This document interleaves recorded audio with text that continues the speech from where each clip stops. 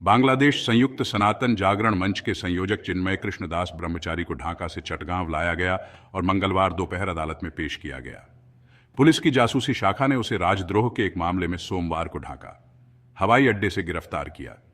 Magistrate अदालत ने ISKCON के पुंडरिक धाम के प्रिंसिपल की जमानत याचिका खारिज कर दी और उन्हें जेल भेज दिया।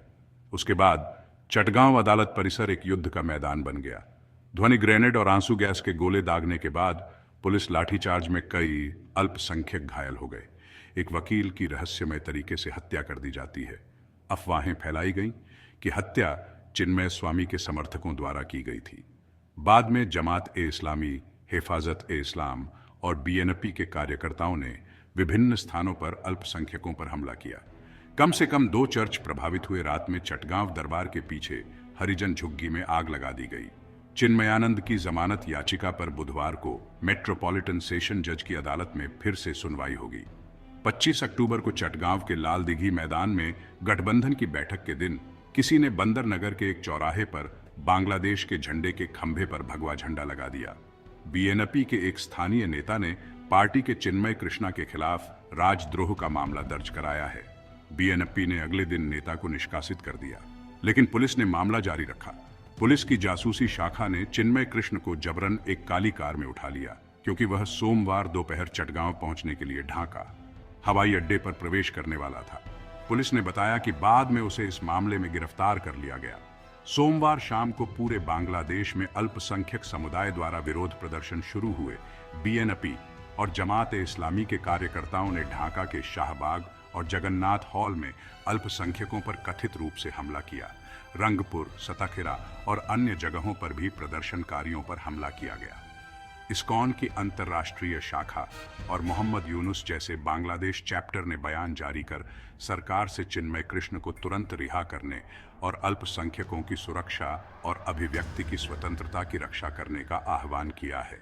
उसी दिन डेविड लैमी के नेतृत्व में ब्रिटिश सांसदों के एक समूह ने बांग्लादेश में इस्लामी चरमपंथ के उदय पर विदेश मंत्री को एक रिपोर्ट प्रस्तुत की। रिपोर्ट में हसीना सरकार के पतन के बाद यूनुस सरकार के दौरान बांग्लादेश में चरमपंथी इस्लामवादियों द्वारा हमलों के 2000 से अधिक मामलों का उल्लेख किया गया है।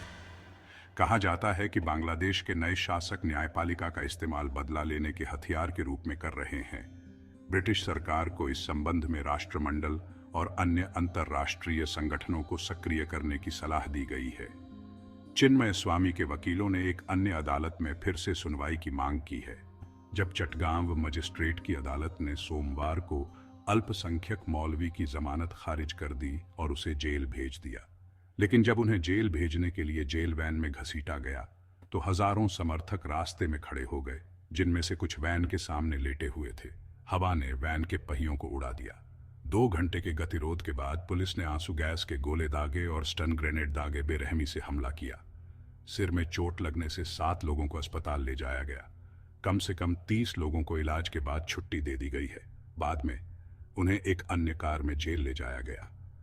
जेल वैन के अंदर से बोलते हुए चिन्मय स्वामी ने कहा कि उनका आंदोलन राज्य या सरकार के खिलाफ नहीं है। बांग्लादेश के गठन के बाद अल्पसंख्यकों के साथ होने वाले भेदभाव को दूर करना होगा।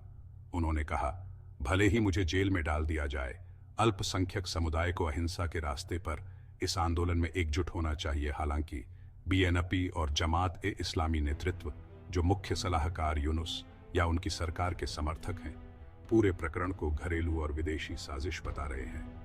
बीएनपी के उपाध्यक्ष निताई रॉय चौधरी ने कहा कि यह घटना बांग्लादेश को अस्थिर करने की साजिश का हिस्सा थी, लेकिन मुझे अल्पसंख्यकों से डरने का कोई कारण नजर नहीं आता। बीएनपी ने सरकार से उन्हें सुरक्षा प्रदान करने का आग्रह किया है। जमात-ए-इस्लामी के अमीर शफीकुर रहमान ने भी साजिश का मुकाबला करने के लिए सभी को शांत रहने की सलाह दी।